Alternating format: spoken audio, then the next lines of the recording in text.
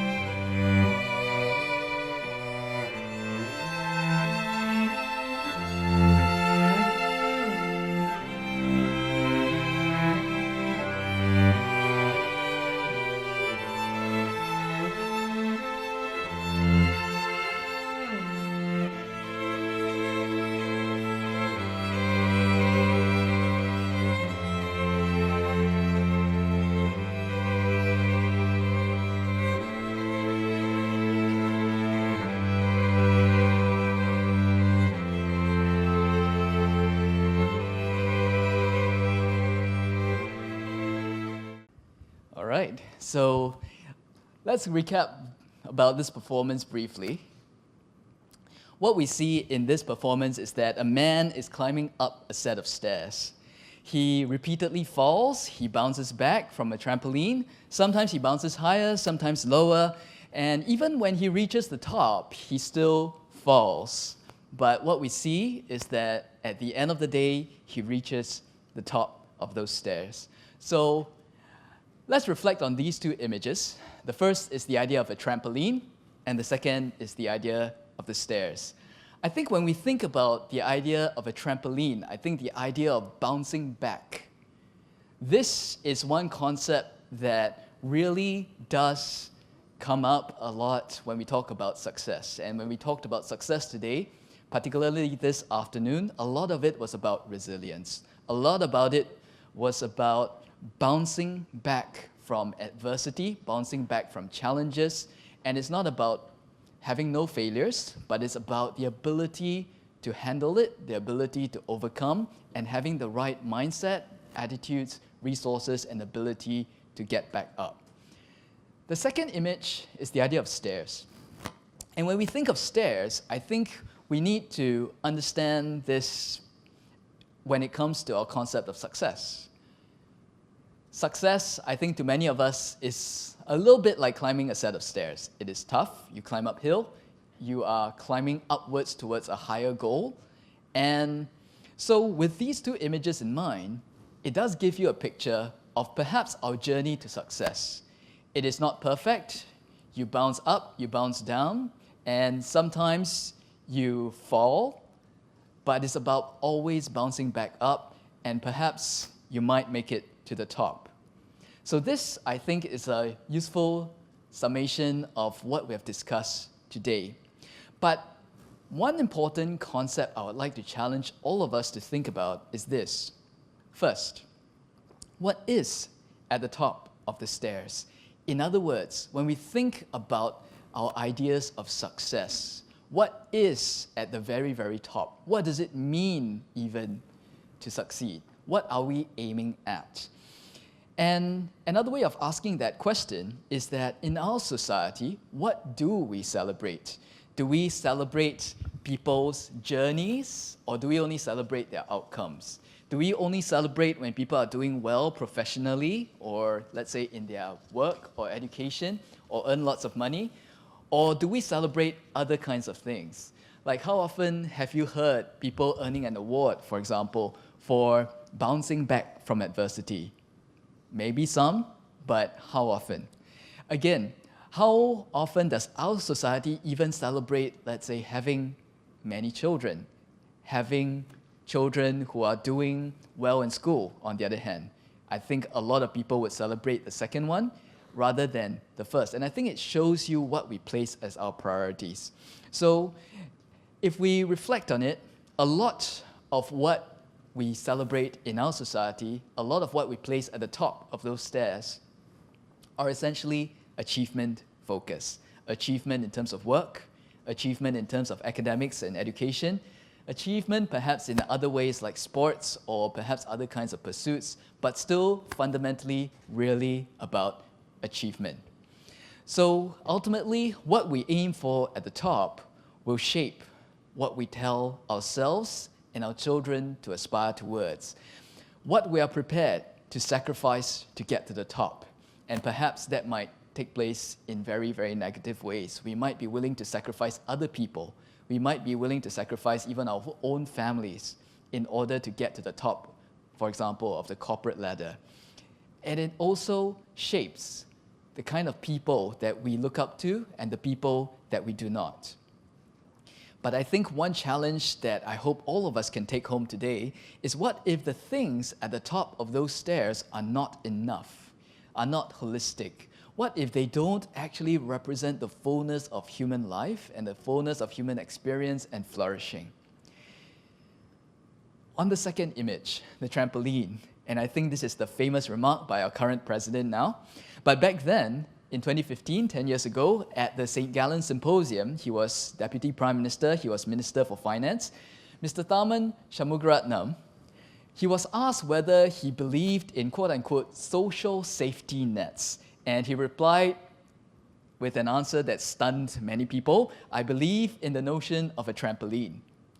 So I'll let him speak for himself. Quote, "It boils down to what policies you're talking about.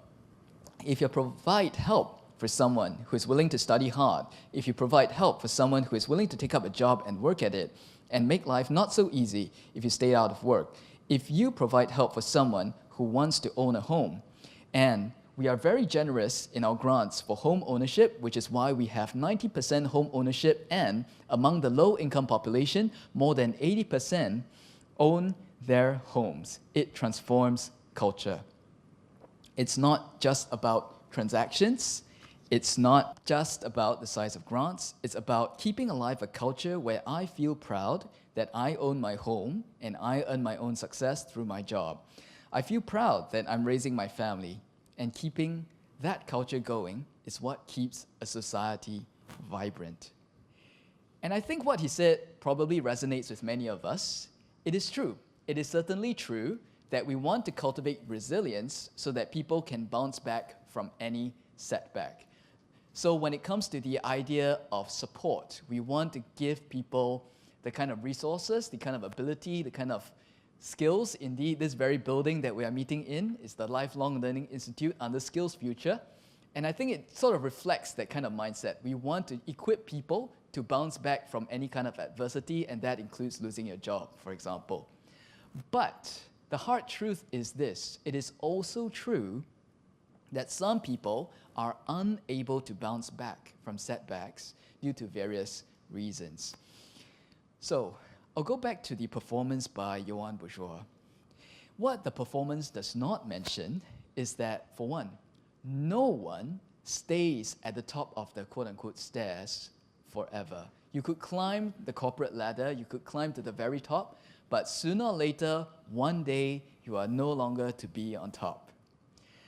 Next, some people do fall and are unable, and the even harder truth is that some people are unwilling to get back up. And perhaps some people are unable and or unwilling to climb that stairs in the first place. So what can we do about that? This picture of success portrayed by this performance, I think it is true. It is perhaps true for many people, but it's not necessarily true for all people. So when it comes to this kind of reality, I think what we need is to return to a sense of responsibility, both individual and collective. When it comes to individuals, perhaps part of it is the idea that if you are able, then do your best. And I think we need to reorient our ideas around success and the ideas around bouncing back to talk about doing your best, making progress, as one of our speakers mentioned earlier today. And the next is also a sense of collective responsibility, that we need to take responsibility for one another. We've said something about individualism today, and I think society will be all the worse off if, let's say, people become more and more individualistic in how they see things. It's all about I, me, and myself, all about my own personal success, but we forget that we are living in a society, and actually, if you want to succeed, you can't do it alone. And if one succeeds, we should share that success with the rest of people because we are one society. So the question then is this, and to borrow a term from our current president, Tharman, how can we build a stronger trampoline culture? How do we encourage people to climb the right set of stairs? And how do we encourage people to bounce back up from adversity? And if people are not able or not willing, then how do we encourage them? How do we lift them up? How do we lift one another up? We are certainly facing an aging population, and we will be a super aged society projected to be next year.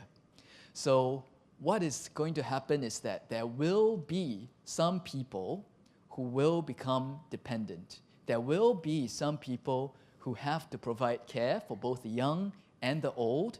And certainly, we cannot just say that it is your own problem, it is your own parents, it is your own children, it's your responsibility, it's your problem, right? But we need to inculcate a different attitude and a different idea about how best we can succeed together. So, as I see it, the life course for most people, and I think this sketches out a general kind of idea about how people grow up and grow old. I think we all recognize that we start off from a position of dependence. Then, as we grow up, we gain independence. Perhaps you might go out to work, perhaps you might earn your own keep, perhaps you might do more than that. And the next stage is to become dependable. You become a person that can not only look after yourself, but you can look after others.